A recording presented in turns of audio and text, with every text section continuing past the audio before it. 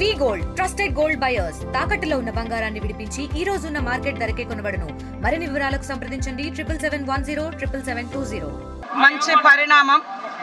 మొట్టమొదటిసారి మన ములుగు జిల్లాలోనే మరి భద్రాచలం నియోజకవర్గంలో ఉన్నటువంటి వాజేడు వెంకటాపురం, ములుగు నియోజకవర్గంలో ఉన్నటువంటి కన్నాయగూడెం దాదాపుగా 950 మంది రైతులకు మినిమంగా 60,000 నుంచి లక్షన్నర వరకు మరి ఏదైతే మొక్కజొన్న కల్తీ విత్తనాలతోటి గత సీజన్లో పంట నష్టం జరిగిందో వారందరికీ కూడా కంపెనీలను ఒప్పించి మరి మెప్పించి ప్రజల యొక్క కష్టాన్ని, మోసాన్ని, వాళ్ళు మోసపోయిన తీరును వివరించి మల్టీనేషనల్ కంపెనీల నుంచి నష్టపరిహారం ఇప్పించి మరి చెక్కులను అందజేయడం కోసం నేను, మా మంత్రి గారు తుమ్మల నాగేశ్వరరావు గారు, మన స్థానిక ఇక్కడ భద్రాచలం ఎమ్మెల్యే తెల్ల వెంకట్రావు గారు, వ్యవసాయ శాఖ కమిషన్ చైర్పర్సన్ కోదండరెడ్డి గారు, వారి బృందం, మా సోదరుడు విత్తన శాఖ కమిషన్ చైర్పర్సన్ అన్వేష్ రెడ్డి గారు, మేమందరం కూడా ఇక్కడికి రావడం జరిగింది.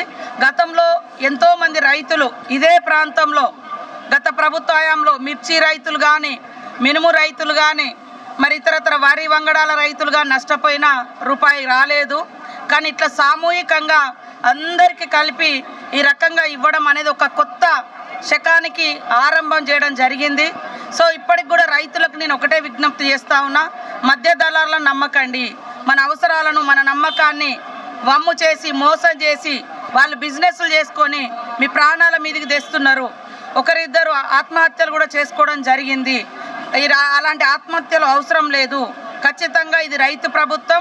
సీఎం రేవంత్ రెడ్డి గారు కూడా రైతులకు 100% అనుకూలంగా ఉండి రైతు భరోసా పెంచడంతో పాటు సన్న వడ్లకు కూడా మరి 500 బోనసు, అదేవిధంగా రుణమాఫీ, ఇట్లా అనేక సంక్షేమ కార్యక్రమాలు చేస్తున్నారు.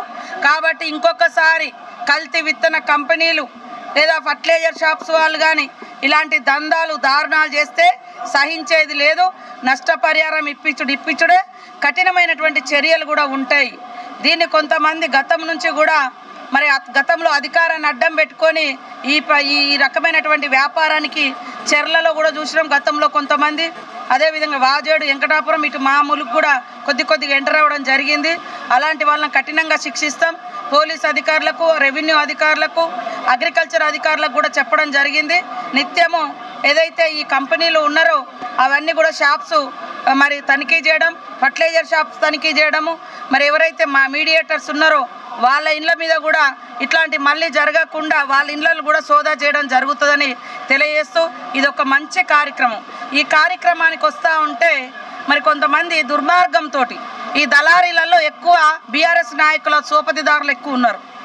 అందుకనే వాళ్ళ మెడలు వంచడం కాబట్టి ఆ యొక్క కుట్రతోటి ఇవాళ మా పర్యటన అడ్డుకోవాలని మరి ఏదో ప్రయత్నాలు చేసిరు. జనం లేరనేది అర్థమై ఇవాళ రోడ్ల మీదకి వచ్చి పక్క నియోజకవర్గాలలో ఓడిపోయిన వాళ్ళు, ఇసుక దందాలు చేసేటోళ్ళు, ఎర్రమట్టి దందాలు చేసేటోళ్ళు, కిరోసిన్ దందాలు చేసిన వాళ్ళు, ఇలా దందాలని ప్రజలు గమనించి మా ములుక్కు అటుపక్క ఇటుపక్క ముంగటి పక్క ఓడించినా కూడా బుద్ధి రాకుండా ఒక డ్రామా చేయడం కోసం కేటీఆర్ ఆడిస్తున్న నాటకంలో ములుగులో జరుగుతున్నటువంటి అభివృద్ధిని అడ్డుకునే కుట్రలో ఈరోజు ఈ యొక్క 950 మందికి చెక్కులు ఇవ్వడానికి వస్తుంటే అడ్డుకోవాలని ప్రయత్నం చేశారు.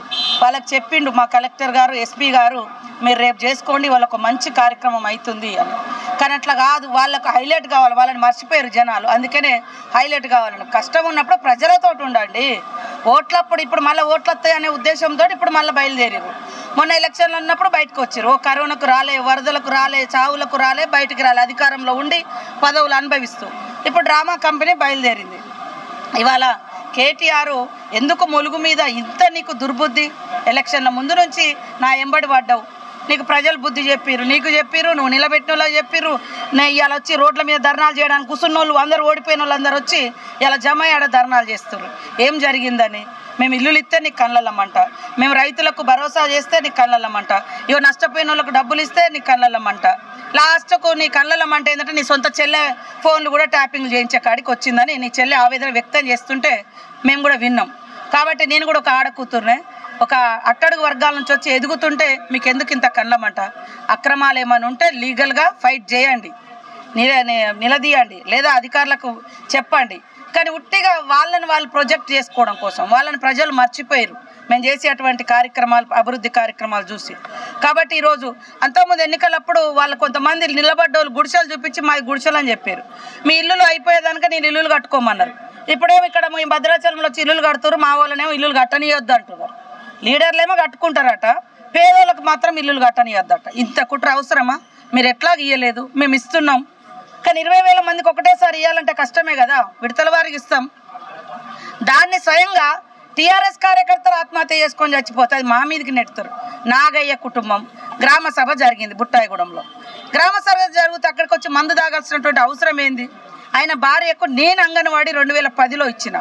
ఇవాళ ఆయన చావు కోసం మీరు చావుకు ఎంకరేజ్ చేసి రాజకీయం చేసుకున్నారు. ఇంకో కాడ కూడా అంతే, సోషల్ మీడియాలో తిట్టిచ్చుడు, ఒర్రిచ్చుడు, చేసుడు. అరే ఇట్లా చేయొద్దని పోలీసులపై వార్నింగ్ ఇచ్చుండొచ్చు. అరెస్టులు కాలే, జైలు పోలే, కేసులు కాలే. ఇక ఇవన్నీ డ్రామాలు ఇక్కడ ఏం అనడానికి దొరుకుతలేవు. ఇవాళ ఇండ్ల ఇస్తే ఇల్లులన్నీ రద్దు చేయాలంటారు. నువ్వు ఇయ్యవైతివి, మేము ఇయ్యనంటే మేము ఎవరికైనా అక్రమార్కులకు ఇస్తే, అనర్హులకు ఇస్తే మీరు కంప్లైంట్ చేయండి అని నేను మొదటి నుంచి చెప్తున్నా. ఇవ్వండి, మేము రద్దు చేస్తాం. అట్లా ఎవరైనా తప్పు చేసినట్టు మా దృష్టికి వస్తే కూడా మేము మా పార్టీ నుంచి ఒకరిద్దరు అట్లాంటి దృష్టికి వస్తే బహిష్కరించినాం. మొన్న విలేకరి మీద దాడి చేస్తే కూడా మేము ఖండించినాం, కేసు పెట్టించినాం. దానికి సంబంధించిన శిక్ష అనుభవిస్తున్నారు. అదే మిమ్మల్ని తిట్టిండని మరి హైదరాబాద్లో ఒక న్యూస్ ఛానల్ మీద మీరు పోయి దాడి చేసారు. అది గొప్ప అంట. తెలుగులో ఫాస్టెస్ట్ న్యూస్ యాప్ ఇప్పుడు కొత్త అవతారంలో 5 సెకండ్లోనే పూర్తి వార్తా సమాచారం మీ చేతిలో. సోషల్ మీడియా ట్రెండ్స్ మీ కళ్ళ ముందుకే live TV and voice search ఆప్షన్స్తో ఇప్పుడే డౌన్లోడ్ చేయండి. యాప్ లింక్ డిస్క్రిప్షన్లో ఉంది.